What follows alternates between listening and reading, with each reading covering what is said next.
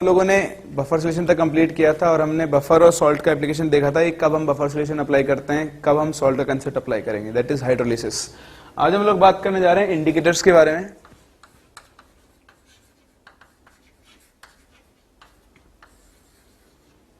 See what are indicators? Indicators are basically the substances which are used to detect endpoints in titrations. जब भी हम लोग acid based titrations करते हैं तो उन टाइट्रेशंस के अंदर एंड पॉइंट को डिटेक्ट करने के लिए हम लोग क्या करते हैं, इंडिकेटर्स यूज करते हैं। सबसे पहली बात, इंडिकेटर्स क्या होते हैं? Indicators are either weak organic acids और बेसिस। या तो इंडिकेटर्स आपके पास वीक ऑर्गेनिक एसिड्स होते हैं या फिर वो वीक ऑर्गेनिक क्या होते हैं आपके पास, बेसिस। कैसे यूज करते हैं इनको? देखो जनरली क्या होता है, जब हम एसिड बेसिस की रिएक्शंस करते हैं, न्यूट्रलाइजेशन रिएक्शंस, तो कॉमन जो एसिड्स और बेसिस होते हैं उनके कोई कलर नहीं होते। जैसे मैं NaOH और HCl का टाइट्रेशन करवाता हूं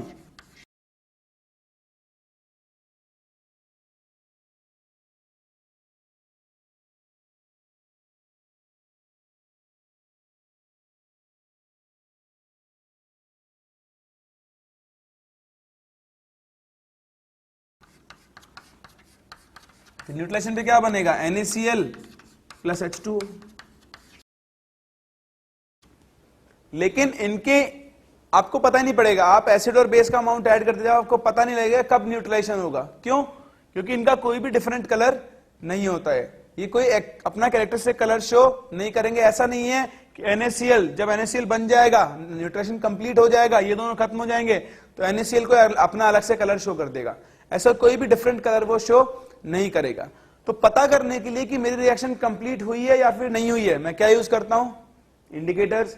इंडिकेटर्स एक डेफिनेट पीएच के बाद अपना कलर क्या करते हैं, चेंज करते हैं। तो सॉल्यूशन की पीएच जैसे ही चेंज होगी, इंडिकेटर अपना कलर चेंज शो करेगा, और इंडिकेटर के कलर चेंज से हम बता सकते हैं कि सॉल्यूशन अब अपना नेचर चेंज कर रहा है, क्योंकि इसकी पीएच क्या हो रही है, एक सर्टेन रेंज को क्रॉस कर रही है। तो इंडिकेटर के कलर चेंज से हम ये पता कर सकते हैं कि हमारी रिएक्शन, जो न्यूट्रलाइजेशन रिएक्शन हम करवा रहे हैं, एसिड बेस रिएक्शन, वो कंप्लीट हो रही है या फिर नहीं हो रही है, पहली चीज। दूसरा, ये क्या होते हैं, वीक ऑर्गेनिक एसिड्स होते हैं या फिर बेसिस होते हैं। तो हम यहाँ पे मेनली दो इंडिकेटर्स के बारे में बात करेंगे, एक फिनोफ्थलीन और दूसरा मिथाइल ऑरेंज। एक इंडिकेटर होता है आपके पास फिनोफ्थलीन, और दूसरा जो इंडिकेटर है वो है हमारा मिथाइल ऑरेंज। ये हमारे दो मेन इंडिकेटर्स हैं। उसके अलावा हम एक इंडिकेटर और यूज करते हैं, दैट इज मिथाइल रेड। ठीक है, इंडिकेटर्स बहुत सारे होते हैं, लेकिन हमें जो कॉमन इंडिकेटर्स पढ़ने हैं वो ये है हमारे पास, मिथाइल ऑरेंज और फिनोफ्थलीन। ठीक है, फिनोफ्थलीन एक वीक ऑर्गेनिक एसिड है और हम इसे इस तरह से डिनोट करते हैं HPH। मिथाइल ऑरेंज और मिथाइल रेड दोनों एक वीक ऑर्गेनिक बेस हैं और इसको हम रिप्रेजेंट करते हैं by MEOH। This is our phenolphthalein, this is our methyl orange. अगर ये एक वीक एसिड है तो ये डिसोसिएट होकर क्या बनाएगा, H plus plus PH minus. और अगर ये एक वीक ऑर्गेनिक बेस है तो क्या बनाएगा, Me प्लस प्लस OH। इस तरह से हम इंडिकेटर्स का डिसोसिएशन कंसीडर करेंगे। दूसरी जो इंपॉर्टेंट चीज है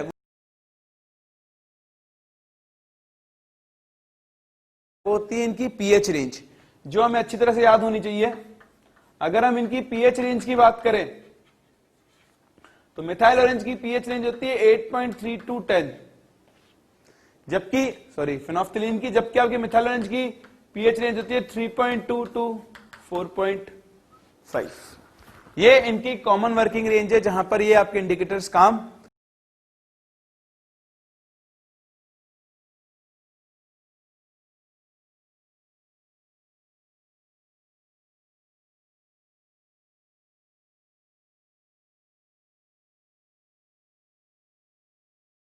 कर रहे हो। पीएच रेंज किस पर डिपेंड करती है उसके बारे में हम बात करेंगे, लेकिन आपको ये दोनों के पीएच रेंज पता होनी चाहिए। फिनोफ्थलीन वर्क करता है in the range 8.3 to 10 and methyl orange का काम करता है फ्रॉम 3.2 to 4.5। अगर आप मिथाइल रेड की बात करो तो इसकी पीएच रेंज होती है अराउंड 4.4 to 6.6 के आसपास। ये इन सब की जनरल पीएच रेंजेस हैं जिनके अंदर ये काम करते हैं, जहां पर ये कलर ट्रांसफॉर्मेशन शो करेंगे।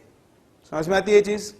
तो ये होती है आपके पास, पहला क्या होता है इंडिकेटर, कैसे इनको डिफाइन करते हैं और ये किस रेंज के अंदर काम करते हैं। चलो आगे बात करते हैं इन्हीं इंडिकेटर्स के बारे में। अगर मैं कोई भी एक इंडिकेटर ले लूं, सपोज एसिडिक इंडिकेटर मेरे पास एक HIN और ये डिसोसिएट होता है ऐसे H plus plus IN minus, ठीक है। इंडिकेटर्स आखिर काम कैसे करते हैं? इंडिकेटर्स में क्या होता है, इसको हम बोलते हैं इसकी अनआयोनाइज्ड फॉर्म, इसे हम बोलेंगे UF, और इसे हम कौन सी फॉर्म बोलते हैं इसकी आयोनाइज्ड फॉर्म, जिसे हम क्या कहेंगे IF। तो हर एक इंडिकेटर की दो फॉर्म्स होती हैं, एक अनआयोनाइज्ड फॉर्म और दूसरी आयोनाइज्ड फॉर्म। हर इंडिकेटर की आयोनाइज्ड फॉर्म का कलर अलग होता है और अनआयोनाइज्ड फॉर्म का कलर क्या होता है, अलग। फॉर एग्जांपल मैं बात करता हूं HPH, फिनोफ्थलीन। फिनोफ्थलीन कैसे डिसोसिएट होता है, H plus plus PH minus. अगर आप HPH की अनआयोनाइज्ड फॉर्म का बात करो तो इसका कलर होता है कलरलेस, ये किसी भी कलर का नहीं होता है। लेकिन अगर आप इसकी आयोनाइज्ड फॉर्म की बात करो तो इसका कलर कैसा होता है, पिंक।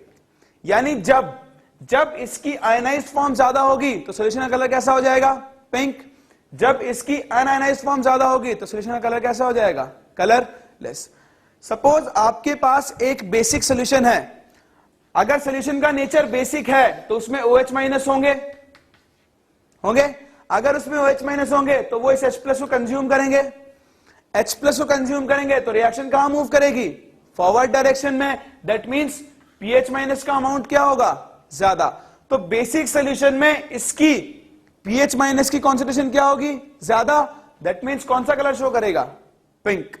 लेकिन अगर आप एक एसिडिक सॉल्यूशन में पहुंच गए, मान लो सॉल्यूशन एसिडिक है, तो एसिडिक सॉल्यूशन में H प्लस की कॉन्सेंट्रेशन ज्यादा होगी, तो कॉमन आयन इफेक्ट लगाएं तो ये रिएक्शन कहां मूव करेगी, बैकवर्ड डायरेक्शन में। बैकवर्ड डायरेक्शन मूव करेगी तो अनआयोनाइज्ड फॉर्म की कॉन्सेंट्रेशन ज्यादा हो जाएगी, मतलब वो कैसा हो जाएगा, कलरलेस।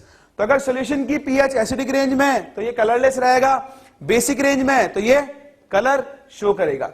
इसलिए जैसे ही सॉल्यूशन एसिडिक से बेसिक ट्रांसफॉर्म होगा, ये इंडिकेटर अपना कलर चेंज शो कर देगा और हमें पता लग जाएगा कि हमारी रिएक्शन क्या हो गई है, कंप्लीट हो गई। इस तरह से आपके इंडिकेटर्स काम करते हैं। आपके पास इंडिकेटर की एक अनआयोनाइज्ड फॉर्म होती है और दूसरी आयोनाइज्ड फॉर्म होती है। दोनों के कलर क्या होते हैं, डिफरेंट। जो फॉर्म ज्यादा क्वांटिटी में प्रेजेंट होगी वो फॉर्म क्या कर देगी, अपना रेस्पेक्टिव कैरेक्टरिस्टिक कलर शो कर देगी। समझ में आती है ये चीज। देखो फिर दूसरी चीज, जिस तरह से हमने एक बफर के लिए काम किया था, सेम उसी तरह हम यहां पे भी काम कर सकते हैं। जैसे ये मेरा एक एसिडिक इंडिकेटर है, अगर मैं इसके लिए KIN क्या होगा, डिसोसिएशन कांस्टेंट ऑफ इंडिकेटर लिखूं तो वो कितना होगा, concentration of H plus into concentration of IN minus upon concentration of HIN लिख सकता हूं। अगर मैं यहां से H प्लस निकालूं, H प्लस कितना हो जाएगा, KIN into HIN upon IN minus, बोलो होगा। अगर मुझे H प्लस पता है तो मैं pH निकाल सकता हूं। H प्लस से pH निकालने के लिए क्या करेंगे, pH is equal to minus of log H plus. तो इसका नेगेटिव लॉग ले लेते हैं। जैसे ही नेगेटिव लॉग लेंगे तो क्या बन जाएगा, minus log KIN minus log HIN upon IN minus. चलो इसको रीअरेंज करते हैं। तो pH इक्वल टू मैं कितना लिख सकता हूं, माइनस लॉग KIN किसके इक्वल हो जाएगा, PK।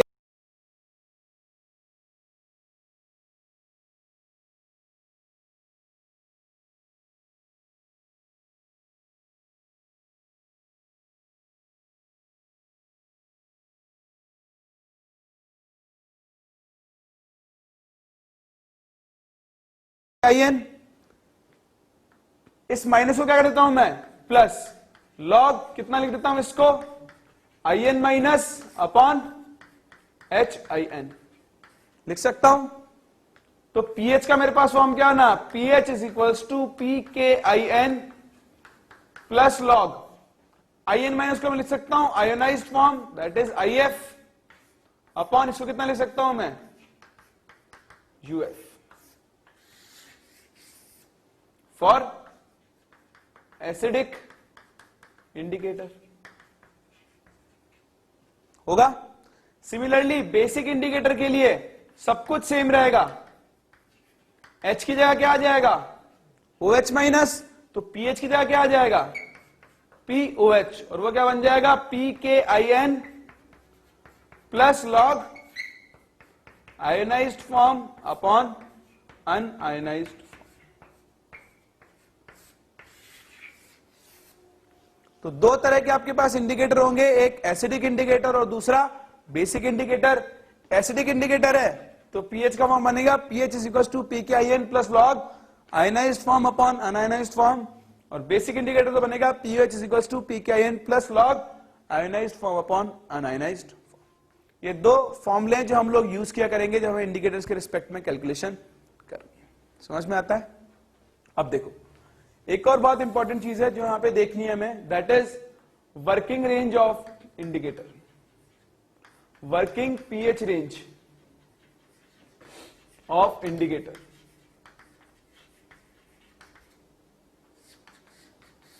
वो क्या होती है? देखो किसी भी इंडिकेटर की जो pH रेंज होती है, it varies from PKIN -1 to PKIN +1। ये किसी भी इंडिकेटर की क्या होती है working range, PKIN -1 to PKIN +1, यानी वो इसी रेंज में क्या करेगा कलर चेंज शो करेगा।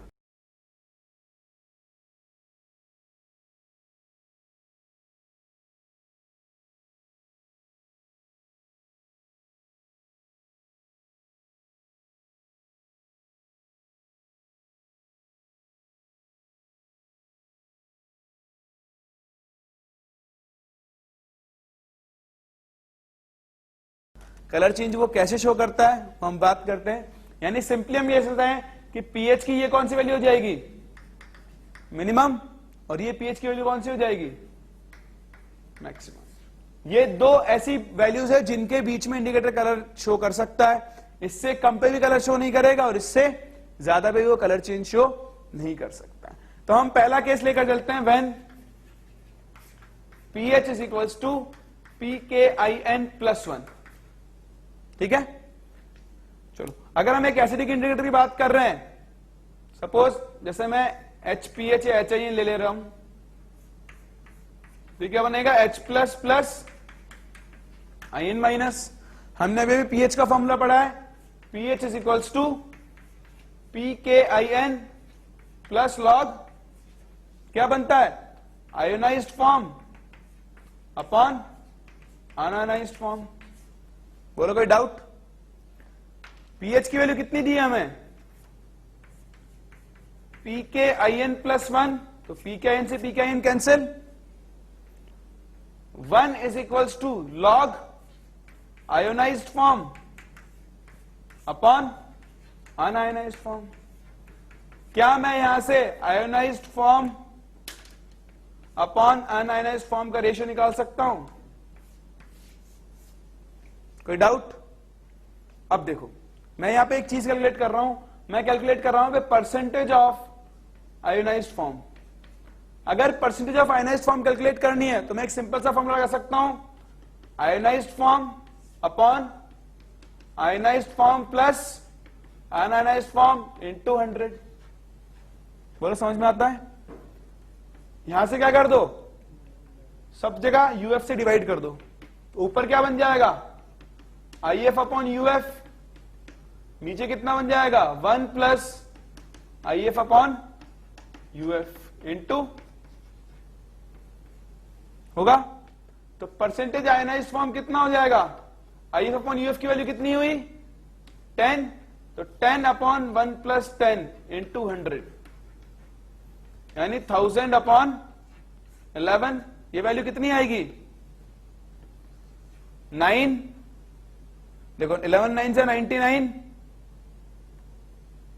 सही है, 11 9 से कितना आएगा 99, सॉरी 9 अपॉन कितना बचेगा 100, तो ये आएगा 0 90.9% आएगा। यानी इसको मैं अप्रोक्सीमेटली कितना लिख सकता हूं, 91% लिख सकता हूं चाहूं तो, अप्रोक्सीमेशन में अगर लिखना चाहूं तो। देखो आयनाइज्ड फॉर्म कितनी है जब pH इक्वल टू pKin+1 है, 91%। अगर ये फॉर्म 91% है तो अनआयनाइज्ड फॉर्म कितनी होगी, तो बताओ कलर कौन सी फेज की वजह से शो करेगा, अनआयनाइज्ड फॉर्म की वजह से या आयनाइज्ड फॉर्म की वजह से, आयनाइज्ड फॉर्म की वजह से। यानी जब pH is equal to pKin+1 है तो आप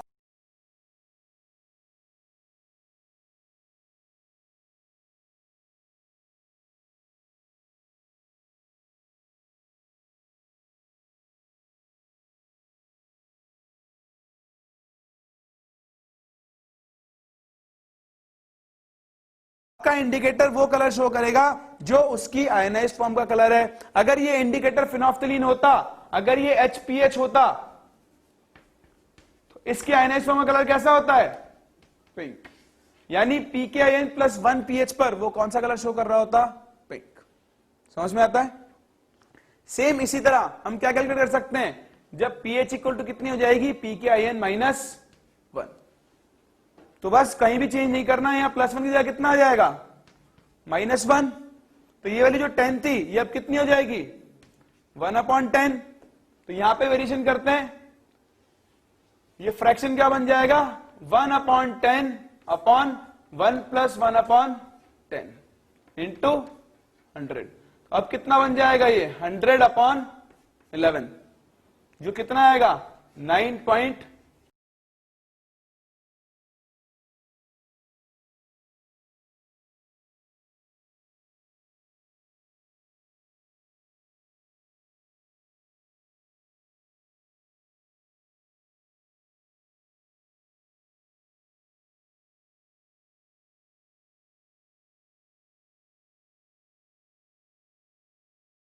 09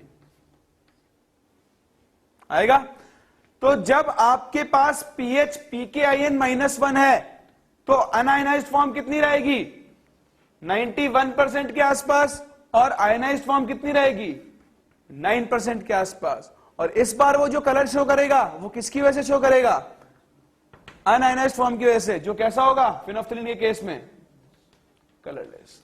यानी जब pH pKin-1 है तो वो ये कलर शो करेगा, जब pKin+1 है तो वो ये कलर शो करेगा। इसीलिए हम कहते हैं कि एक pH की, एक इंडिकेटर की pH रेंज क्या होती है, pKin-1 से pKin+1। ठीक है, यहां से यहां वो कलर चेंज शो करेगा। और आप एक नोट डाल लेना यहां पे कि the indicator will show its optimum color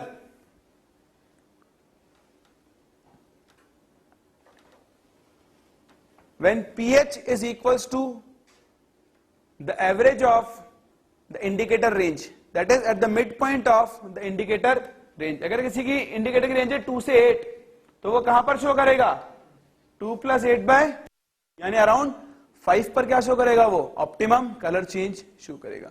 इन दोनों के बिल्कुल मिडिल में क्या करता है, वो कहीं ना कहीं पे कलर चेंज शो करेगा। तो ये आपको याद रखना है, इंडिकेटर अपना सबसे अच्छा कलर, सबसे ट्रू कलर कहां शो करेगा, जो उसकी इंडिकेटर रेंज है, जो pH रेंज है उसके मिड में कहीं पे। समझ में आता है। तो यहां से हम आयनाइज्ड फॉर्म निकाल सकते हैं और इंडिकेटर की अनआयनाइज्ड फॉर्म कैलकुलेट कर सकते हैं। तो एक दो छोटे मोटे क्वेश्चंस करके देखते हैं इसके ऊपर कि आखिर इसके ऊपर बेस्ड क्वेश्चंस कैसे होते हैं। तो आप लोग एक क्वेश्चन लिखो,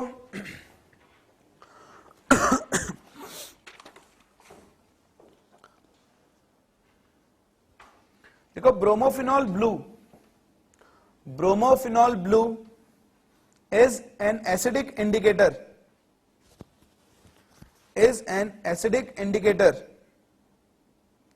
with Ka is equals to, with Ka equal to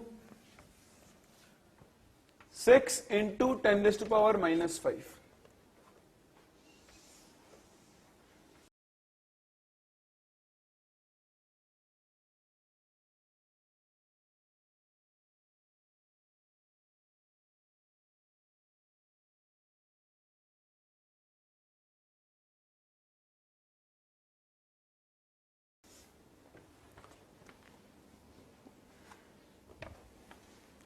what percentage of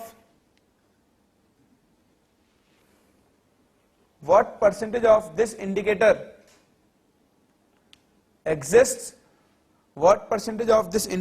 exists in its basic form at pH 5, at pH equal to 5.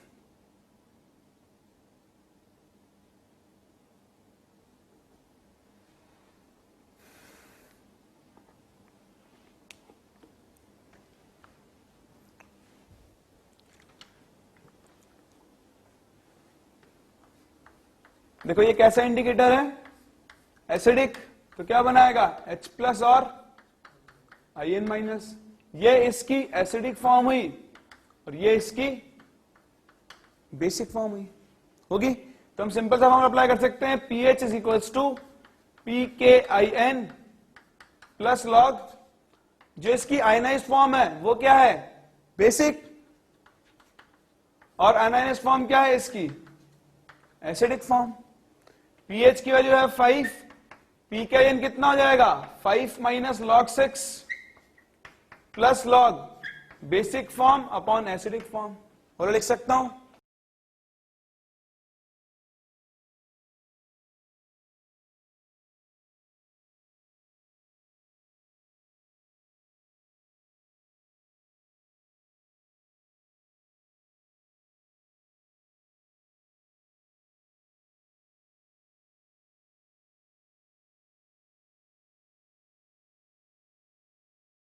ये 5 से 5 कैंसिल, log 6 इधर जाएगा, तो log 6 is equals to log of basic form upon acidic form, log से log cancel, तो b upon वे की value कितनी आ गई 6।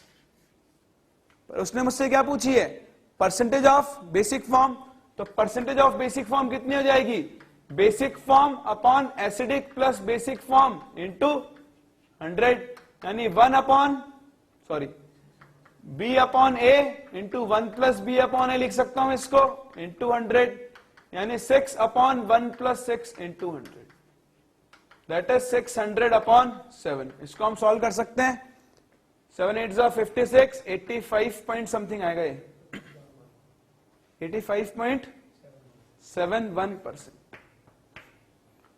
तो ये हो गई आपके पास इस इंडिकेटर की बेसिक फॉर्म की परसेंटेज। कर सकते हैं, समझ में आता है। एक और क्वेश्चन लिखो, question, at what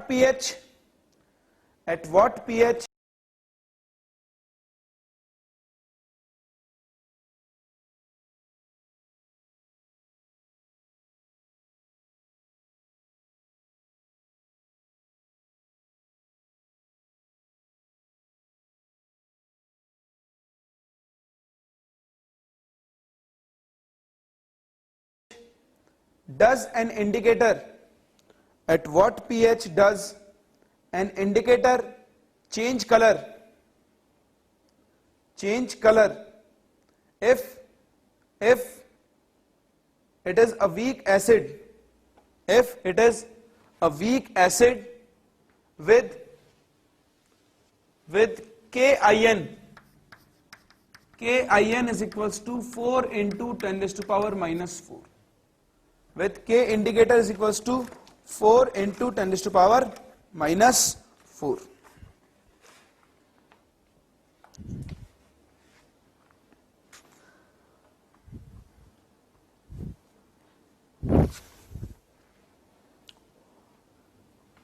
Also tell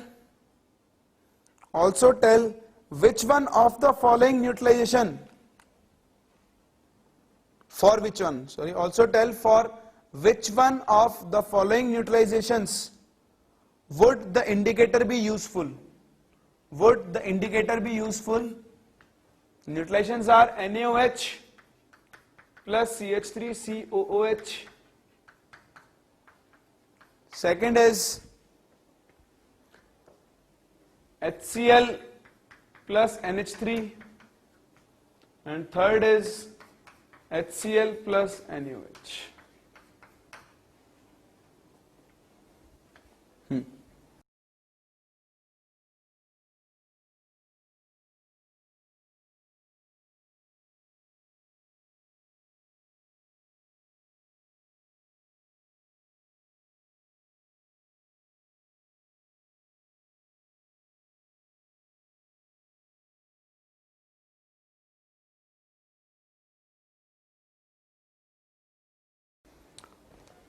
तो क्वेश्चन ध्यान से पढ़ो, बहुत आसान क्वेश्चन है। आपको एक इंडिकेटर का KIN दिया हुआ है 4 × 10⁻⁻⁴। जैसा कि मैंने आपको अभी बताया, एक इंडिकेटर की पीएच वर्किंग रेंज क्या होती है, PKIN ±1। तो इसका पहले PKIN निकाल लेते हैं, 4 - log4, और log4 कितना होता है, अराउंड 0.6। तो PKIN की वैल्यू कितनी आ गई, 3.4। तो इस इंडिकेटर की पीएच रेंज कितनी होगी, 2.4 से 4.4, बोलो होगी। तो ये आ गई इसकी पीएच रेंज। पहली चीज तो कि इस रेंज के अंदर आपका इंडिकेटर कलर चेंज करेगा। दूसरी चीज, वो पूछ रहा है कि इनमें से किसके लिए ये सूटेबल होगा। तो मुझे तो ये देखना है कि इनमें से किस सॉल्यूशन की पीएच इस रेंज के अंदर फॉल कर सकती है। देखो ये सॉल्यूशन, देखो ये सॉल्यूशन किसका है, strong base plus weak acid. कौन डोमिनेट करेगा, स्ट्रॉन्ग बेस। क्या इसकी पीएच इतना आ सकती है कभी, यानी इसके लिए सूटेबल नहीं है। ये देखो ये क्या है, strong acid plus weak base. कौन डोमिनेट करेगा, स्ट्रॉन्ग एसिड, यानी इसकी पीएच 5 से कम होगी, मतलब 7 से कम होगी, यानी अप्रोक्सीमेटली इस रेंज के अंदर ये आ सकता है, क्योंकि HCl एक स्ट्रॉन्ग एसिड है और वो डोमिनेट करेगा। तो यहां पर ये इंडिकेटर सूटेबल।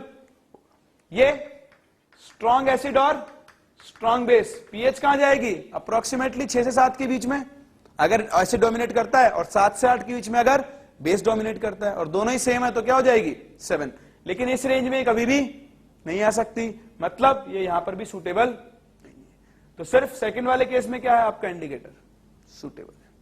इस तरह से आप पीएच की वर्किंग रेंज निकाल सकते हो और ये पता कर सकते हो कि किस तरह के सॉल्यूशंस के लिए आपका इंडिकेटर सूट करेगा। कोई डाउट, समझ में आता है? चलो आगे मूव करते हैं। अब हम लोग बात करते हैं टाइट्रेशन कर्व्स की, जो सबसे इंपॉर्टेंट होते हैं इंडिकेटर्स के केस में। कब हम कहां पे कौन सा इंडिकेटर यूज करेंगे, वो सब किस पे डिपेंड करता है, आपके टाइट्रेशन कर्व्स पे। तो देखो बात करते हैं टाइट्रेशन कर्व्स के बारे में।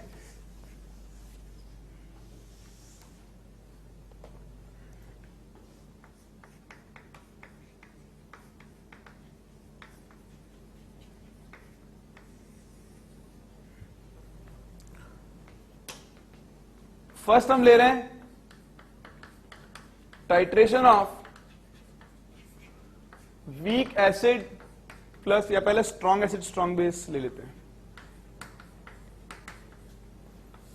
सबसे पहले हम किसकी ले रहे हैं titration, strong acid versus strong base की। तो आपको यहां पे सिर्फ कर्व रीड करना आना चाहिए। देखो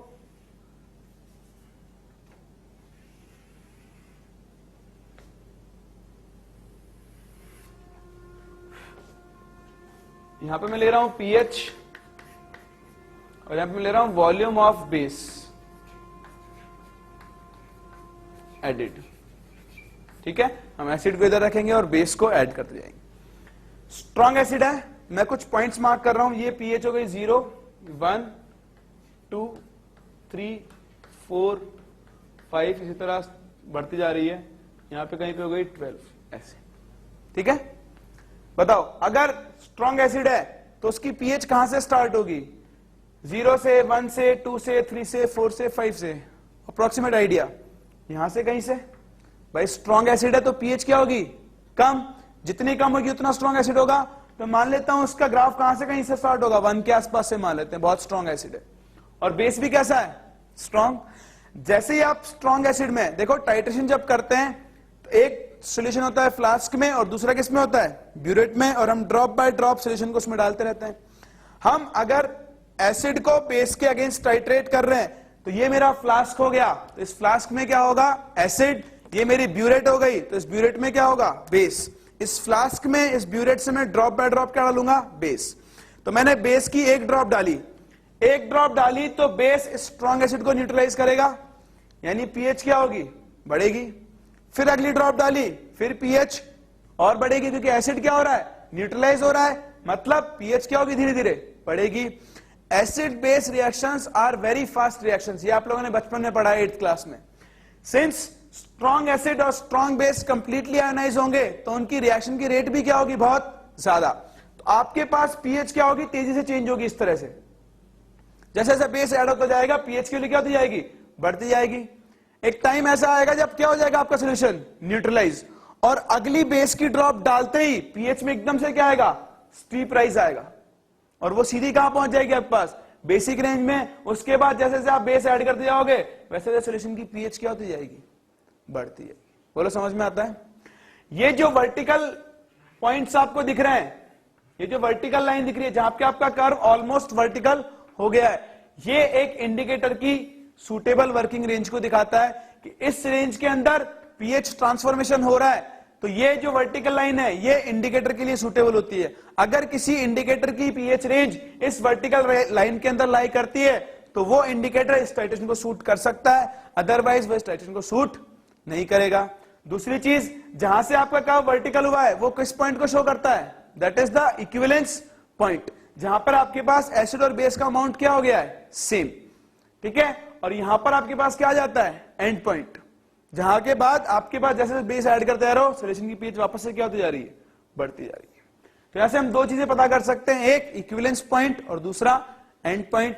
और तीसरी चीज सबसे इंपॉर्टेंट जो है वो क्या है, यहां पर इंडिकेटर की वर्किंग रेंज, और हम ये देख सकते हैं कि हमारे पास सूटेबल इंडिकेटर कौन सा होगा। तो हमने 3 इंडिकेटर पढ़े हैं, एक फिनोफ्थलीन, उसकी वर्किंग रेंज कितनी होती है, 8.3 टू 10 के आसपास। Methyl orange working range 3.2 to 4.5 के आसपास। क्या एमईओएच की वर्किंग रेंज यहां पे लाई कर रही है, देखो 3 से, आपको सिर्फ वो पोर्शन देखना है लाइन का जो क्या है वर्टिकल, कहां से स्टार्ट हो रहा है, 3 से कहां तक जा रहा है, 12 तक।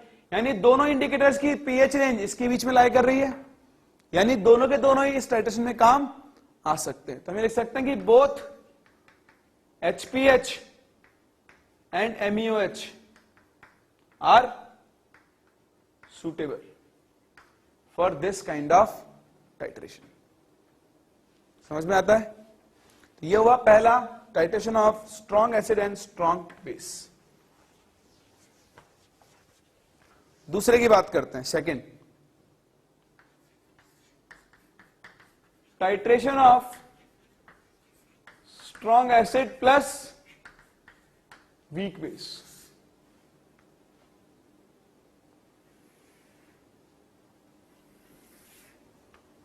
इधर क्या लेंगे हम, पीएच, इधर क्या लेंगे, वॉल्यूम ऑफ बेस एडिड। फिर से वही 0 से स्टार्ट करो, 12 तक आपके पास पॉइंट्स होंगे, 1 2 3 4 5 एंड सो ऑन। सोल्यूशन कैसा है, स्ट्रॉन्ग एसिड, यानी पीएच फिर कहां से स्टार्ट होगी, यहीं से कहीं से, लेकिन इस बार आप क्या ऐड कर रहे हो, वीक बेस। वीक बेस का न्यूट्रलाइजेशन कंप्लीट नहीं होता है, यानी वो पार्शियली न्यूट्रलाइज होगा। अगर पार्शियली न्यूट्रलाइज होगा तो उसकी जो रेट होगी रिएक्शन की वो स्ट्रॉन्ग बेस के कंपैरिजन में क्या होगी, कम। अगर रेट कम है तो पीएच का चेंज भी क्या होगा, धीरे धीरे धीरे होगा। जैसे जैसे वॉल्यूम ऑफ बेस आप बढ़ाते जाओगे वैसे न्यूट्रलाइजेशन होता जाएगा। लेकिन जो आपके पास स्टीप लाइन आएगी स्ट्रॉन्ग बेस के केस में, अगली ड्रॉप डालते ही सोल्यूशन पूरी तरह से क्या हो रहा था, बेसिक, इसलिए वो सीधा एसिडिक से कहां पहुंच रहा था, बेसिक रेंज में।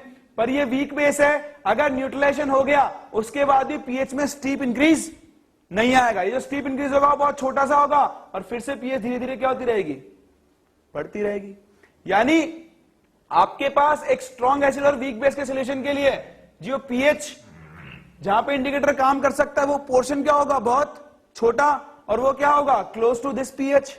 मतलब आप कह सकते हो कि 3 से लेकर 7 के बीच में ये कहीं पर आपके पास वर्टिकल रहेगा ऐसे, और फिर क्या हो जाएगा वापस से। तो इतना सा पोर्शन है जहां पे आपका इंडिकेटर काम कर सकता है, और यहां पे वही इंडिकेटर काम करेगा जो इस वर्टिकल रेंज में लाई करता है। ऐसा इंडिकेटर कौन है, मिथाइल ऑरेंज, जिसकी वर्किंग रेंज क्या होती है, 3.2 टू 4.5, यानी स्ट्रॉन्ग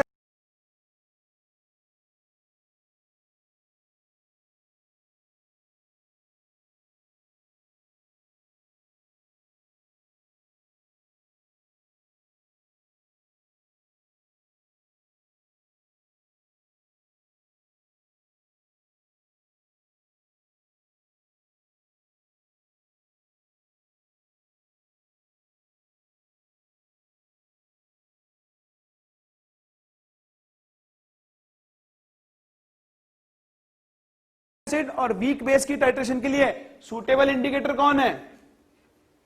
मिथाइल ऑरेंज। आप यहां पे फिनोफ्थिलीन को यूज नहीं कर सकते क्योंकि उसकी पीएच रेंज में लाइन वर्टिकल नहीं हो रही है। समझ में आता है? थर्ड केस, थर्ड केस किसका बनेगा हमारा? मैं से भी यहीं ले लेता हूं ताकि हम तीनों को आसानी से कंपेयर कर सके। इधर फिर से हमारी पीएच आएगी वही 0, 1, 2, 3, 4, 5, 6 डैश डैश, और इधर क्या आएगा हमारे पास? Volume of base added. लिख सकता हूं। अब मैं बात कर रहा हूं third point, titration of weak acid plus strong base. अगर वीक एसिड है तो उसका पीएच कर्व कहां से स्टार्ट होगा? यहां से कहीं से, क्योंकि वीक एसिड की पीएच 7 के आसपास होगी, तो इसका कर्व स्टार्ट होगा यहां से। अब आप क्या ऐड कर रहे हो? Strong base. Strong base add करोगे तो स्ट्रॉन्ग बेस कंप्लीटली डिसोसिएट होता है, यानी न्यूट्रलाइजेशन रिएक्शन क्या होगी? फास्ट। तो पीएच में इंक्रीज भी क्या होगा? फास्ट। जैसे ही न्यूट्रलाइजेशन कंप्लीट होगा कर्व एकदम से क्या हो जाएगा? वर्टिकल, क्योंकि पीएच 7 के आसपास है। तो जब कर्व वर्टिकल होगा तो अप्रोक्सीमेटली वर्टिकल लाइन कहां तक पहुंच जाएगी आपके पास? 9 to 10 तक, क्योंकि अगली ड्रॉप डालते ही स्ट्रॉन्ग बेस डाला है, पूरा डिसोसिएट होगा, सोल्यूशन का नेचर एकदम से क्या हो जाएगा? बेसिक। यहां पहुंचने के बाद कर्व में फिर क्या होगा? स्टीप इंक्रीज होता रहेगा। दैट मींस यहां पर सुटेबल जो वर्किंग आपके पास लाइन आ रही है, वर्टिकल लाइन, वो कहां आ रही है? जो भी आपका इंडिकेटर काम करेगा कहां काम करेगा? यहां पे। यहां काम करने के लिए उसकी रेंज इसके बीच में लाई करनी चाहिए। कौन से इंडिकेटर की लाइन लाई कर रही है? फिनोफ्थिलीन 8.3 to 10.4। अगर हम मिथाइल ऑरेंज को देखें तो उसकी कितनी होती है? 3.2 to 4. क्या इसकी रेंज लाई कर रही है इस रेंज में? तो सूटेबल इंडिकेटर कौन होगा यहां पे? फिनोफ्थिलीन। तो अगर आप तीनों कर्व्स को एक बार देखो तो आप बड़ी आसानी से देख सकते हो कि कहां कहां पे कौन कौन सा इंडिकेटर काम करेगा। इंडिकेटर की पीएच रेंज इस वर्टिकल पोर्शन में लाई करनी चाहिए तो वो इंडिकेटर सूटेबल होगा, अदरवाइज वो इंडिकेटर यहां पे सूटेबल नहीं होगा। तो ये 3 तरह की टाइट्रेशन में बात की।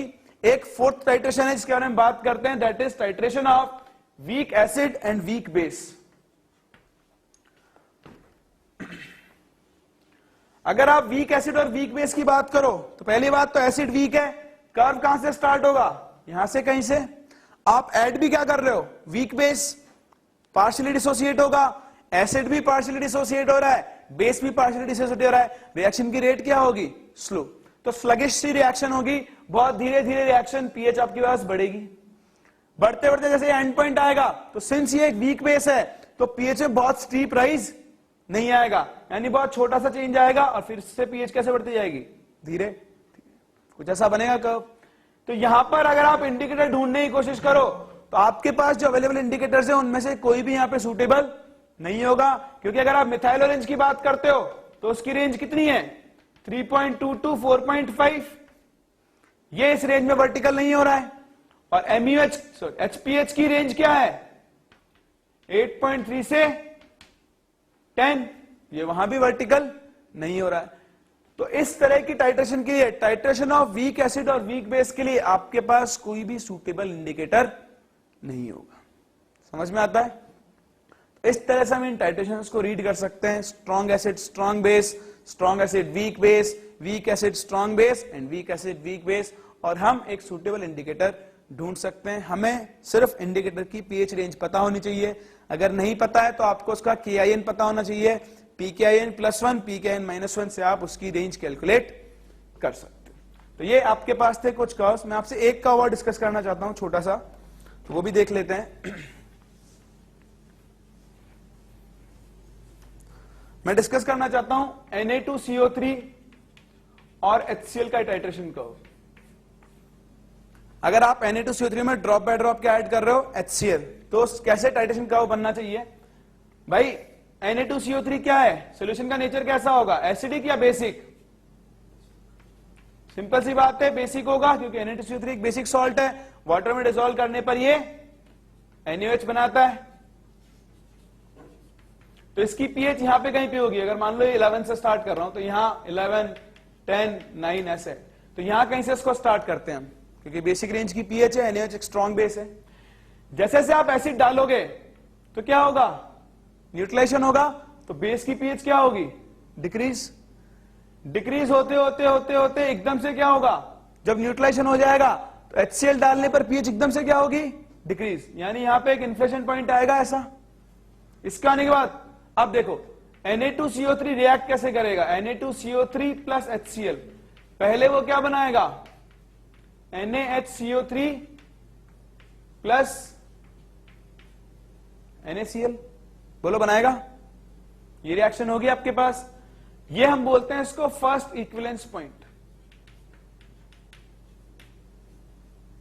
तो ये जो इन्फ्लेशन आ रहा है आपके पास, ये किसको डिनोट कर रहा है आपके पास, फर्स्ट इक्विवेलेंस पॉइंट को। फिर से क्या होगा, फिर से पीएच धीरे धीरे डिक्रीज होना स्टार्ट होगी, और जैसे सेकंड पॉइंट पे न्यूट्रलाइजेशन होगा फिर से पीएच एकदम से क्या होगी, डिक्रीज। तो ये आएगा आपके पास फर्स्ट इक्विवेलेंस पॉइंट, और ये कौन सा आएगा आपके पास, सेकंड इक्विवेलेंस पॉइंट, जहां पे रिएक्शन क्या होगी, NaHCO3 HCl से रिएक्शन करेगा और क्या बनाएगा, NaCl plus H2O plus CO2, या फिर अदर आप कह सकते हो H2CO3। तो ये रिएक्शन सिंस दो स्टेप्स में कंप्लीट होगी, तो यहां पे दो इक्विवेलेंस पॉइंट मिलेंगे। ये जो दो इन्फ्लेशन पॉइंट्स मिल रहे हैं आपको, ये इन दो इक्विवेलेंस पॉइंट्स को डिनोट कर रहे हैं। तो आप एक डाई बेसिक या डाई एसिडिक बेस के लिए भी इस तरह की बात कर सकते हो, आप टाइट्रेशन कर्व्स प्लॉट कर सकते हो। आपको टाइट्रेशन कर्व्स ठीक से रीड करना आना चाहिए, ठीक है, बने हुए तो आपको मिलेंगे जब क्वेश्चंस पूछा जाएगा, और एक सूटेबल इंडिकेटर आपको चूज करना आना चाहिए। अगर मैं बात करूं फर्स्ट इक्विवेलेंस पॉइंट पे आप कौन सा इंडिकेटर यूज करोगे, तो उसका नाम क्या होगा, फिनोफ्थलीन, क्योंकि फर्स्ट रेंज कहां से कहां लाई करेगी, 7 से 11 के बीच में कहीं पर है, तो वहां पे कौन इंडिकेटर काम करेगा, आपका फिनोफ्थलीन। अगर आप सेकंड इक्विवेलेंस पॉइंट पे बात करो तो कौन अच्छा काम करेगा, मिथाइल ऑरेंज, बोलो करेगा। अगर आप वॉल्यूमेट्रिक एनालिसिस को थोड़ा सा रिकॉल करने की कोशिश करो तो आपने वहां पे डबल टाइट्रेशंस पढ़ी हैं, जहां पे आप Na2CO3 और NaHCO3 के मिक्सचर को टाइट्रेट करते हो। तो एक बार आप फिनोफ्थलीन की प्रेजेंस में करते हो, एक बार आप मिथाइल ऑरेंज की प्रेजेंस में करते हो। तो हम कहते हैं कि फिनोफ्थलीन की प्रेजेंस में 50% होता है, जबकि मिथाइल ऑरेंज की प्रेजेंस में 100% होता है। उसका रीजन ये है क्योंकि यहां पर दो स्टेप्स में क्या होता है पास, टाइट्रेशन 50% यहां और 50% यहां। इस स्टेप के लिए सुटेबल इंडिकेटर कौन है, फिनोफ्थलीन। इस स्टेप के लिए सुटेबल इंडिकेटर कौन है, मिथाइल ऑरेंज। तो यही इंडिकेटर्स का काम होता है। इंडिकेटर्स के थ्रू आपको ये देखना आना चाहिए कि कौन सी टाइट्रेशन के लिए किस तरह से आप इंडिकेटर को चूज करते हो। यहां हमारे पास ये टॉपिक खत्म होता है। नेक्स्ट क्लास हम लोग सॉल्युबिलिटी प्रोडक्ट से स्टार्ट करेंगे।